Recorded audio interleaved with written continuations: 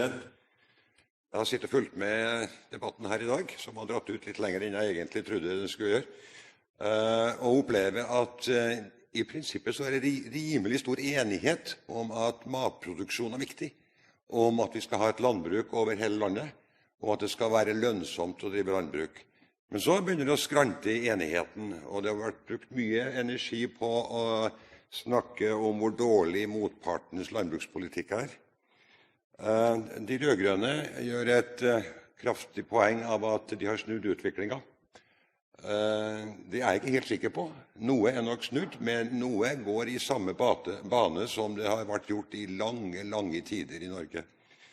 Men det dannes da en skremselspropaganda om hva som skjer om Høyre, og kanskje i særdeleshet Fremskrittspartiet, skulle komme til makten noen gang. Det er ikke helt usannsynlig, så det kan godt hende at det er verdt å tenke igjennom grundig den situasjonen. Nå skal innrømmes det at for Høyre så er det heller ikke enkelt å finne den helt optimale løsningen for landbruket i Norge. Det skal vi si. I en almanakk av 1898 så skrev de at det er vanskeligst å oppnå lønnsomhet i landbruket i Norge, da det er et langstrakt land med en lang vinter og spredt bosetting. Ja, intet nytt under solen. Det er vel det vi har i dag også. Men når Terje Aasland sier at han aldri har møtt noen som har sagt noe positivt om Høyres landbrukspolitikk, så må jeg si det er motsetning til hva jeg har hørt. Men nå kan det hende at jeg har litt mer omgang med den næringen enn Aasland har. For jeg bor midt i et landbruksdistrikt og driver selv med det. Svein Flåtten ga sterkt uttrykk for hva vi eventuelt ville gå for i Høyres landbrukspolitikk. Han sa at det var ingen som banket på hans dør og ble medlemmer i Høyre som driver landbruk. Det kan jeg bekrefte det motsatte.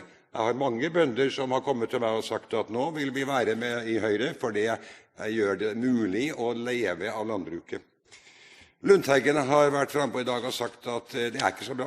Nei, det er jo ikke det. Det er helt korrekt. Jeg tok utgangspunkt i et melkebruk som ikke gikk i lønnsomhet. Ja, det er mange av dem som ikke går med lønnsomhet, men det er fordi at staten tar rasjonaliseringsgevinsten, og så blir det produsert de som har noe mindre, og som faller bort om noen år i alle fall. Det som jeg fikk høre da jeg var på tur i Lieren og Røyrvik for ikke lenge siden, store landbruksbygder begge to, det var nummer 1, rovdyrproblematikken er det verste som de rår med, og byråkratiet er det andre som er fryktelig vanskelig og gjør det tungrodd. Jeg har tatt til orde for at kanskje vi skulle tenke på andre arbeidsplasser i tillegg til landbruk utover på landsbygda, nettopp for å få et levende landbruk. Så lykke til med landbrukspolitikken i fremtiden.